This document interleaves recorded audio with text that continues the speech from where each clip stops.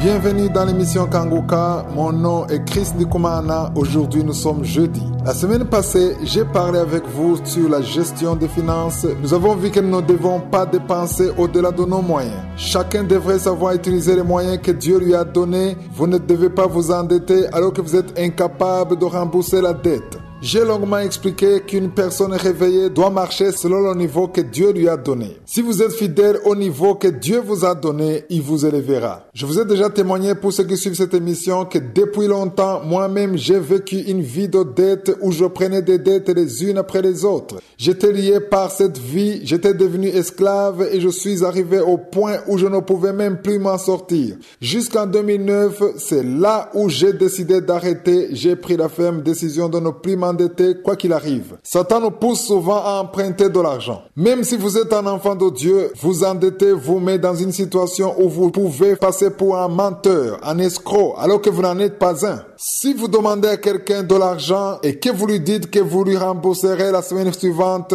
s'il arrive que vous n'aurez pas votre engagement, vous commencerez à fuir la personne. Je l'ai déjà vu personnellement, il y a même des gens qui fuient l'église. Ils ne peuvent plus aller à l'église comme d'habitude parce qu'ils ont emprunté de l'argent et qui se retrouvent dans une situation où ils ne peuvent plus rembourser. Vous pouvez facilement passer pour un menteur alors que ce n'est pas votre intention. Je vais inciter les gens à ne plus vouloir s'endetter. Si c'est devenu pour vous une coutume, demandez à Dieu qui vous délivre parce que vous devez savoir que ce n'est pas du tout facile de laisser tomber cette vie. Cela n'a pas été facile pour moi non plus. Je me rappelle que des fois, je disais à une personne que j'allais lui rembourser à une date fixe et arrivé à cette date, je me rendais compte que je ne pouvais pas le rembourser et je m'endettais auprès d'une autre personne pour rembourser la première personne et ainsi de suite. Il arrive facilement que toutes ces personnes connaissent maintenant votre stratégie, alors ils ne veulent plus vous donner de l'argent. Souvent, le piège dans lequel tombent les enfants de Dieu, c'est qu'ils se disent à eux-mêmes qu'ils croient, qu'ils ont la foi qu'ils vont avoir cet argent. Tu prends une dette avec la conviction que Dieu pourvoira pour rembourser.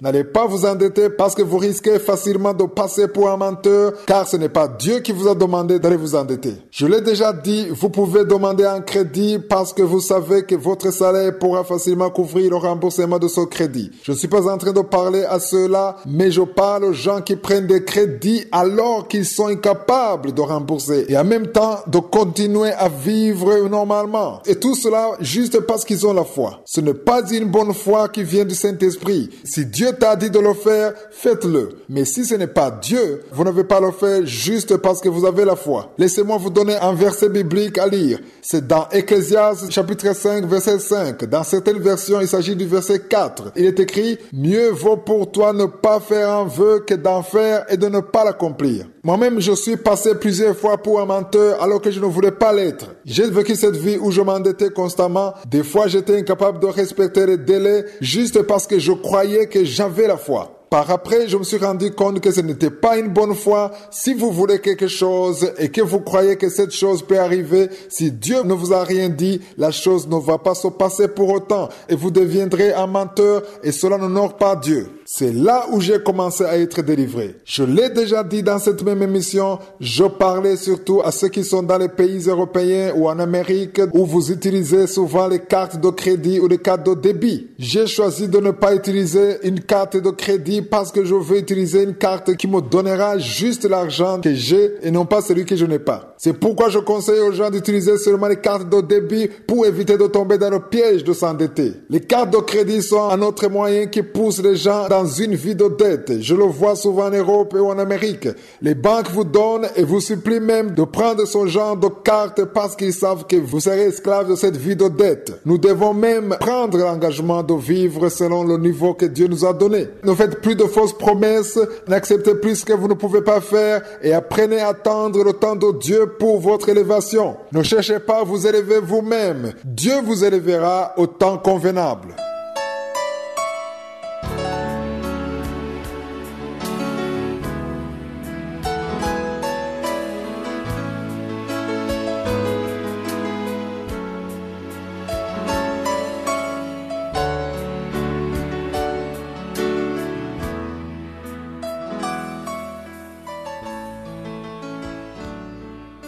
Nous continuons avec notre enseignement sur le livre de la Genèse. J'espère que vous avez déjà lu, comme je vous l'ai déjà demandé, les 4 premiers chapitres de la Genèse. Il est important de lire ces chapitres parce que je veux qu'on lise tout le chapitre de la Genèse, mais nous le ferons progressivement. Nous avons déjà vu que ce livre nous concerne même dans notre vie actuelle, car Dieu agit toujours de la même façon. Il n'a pas changé. Satan lui-même n'a pas changé. Nous sommes en train de voir comment Caïn, pris de jalousie envers son frère, a fini par le tuer. Aujourd'hui, le péché de la jalousie existe encore. Vous pouvez être jaloux parce que votre frère a eu une promotion. La jalousie opère partout, que ce soit dans l'église ou dans le monde. Si une personne évolue ou a une promotion, il y a toujours des gens autour d'elle qui deviennent jaloux. Même dans l'église, lorsque les gens voient un frère en Christ ou une sœur en Christ que Dieu utilise puissamment pour sa gloire, les autres serviteurs de Dieu deviennent jaloux. C'est pourquoi vous devez prier pour que Dieu vous délivre définitivement de la jalousie, parce que la jalousie vient de Satan. C'est vrai, c'est la chair, mais l'origine, c'est Satan. Vous devez combattre ce sentiment de jalousie, parce que si vous ne le faites pas, vous ne pouvez pas prévoir la suite. Vous pouvez être jaloux de votre mari, de votre femme, de votre frère en Christ, de votre sœur en Christ, de votre voisin. Lorsque vous êtes déjà arrivé à ce point, cela veut dire que vous avez ouvert la porte à l'ennemi. Caïn a été jaloux et l'esprit de la mort est justement venu pour le tourmenter et l'utiliser. Il a fini par tuer son frère. Au verset 9, Dieu dit, « Où est ton frère Abel ?» Et il répondit, « Je ne sais pas. Suis-je le gardien de mon frère ?» Cela veut dire que chaque fois qu'une personne commet un péché, il est toujours sur la défensive. La personne qui commet le péché ne craint même plus Dieu. Au verset 10, Dieu dit, « Qu'as-tu fait ? La voix du sang de ton frère crie de la terre jusqu'à moi. » Il en est ainsi pour tous les péchés. Dieu entend toujours. Supposons par exemple que vous jetez votre femme dehors et que vous décidez de prendre une autre femme.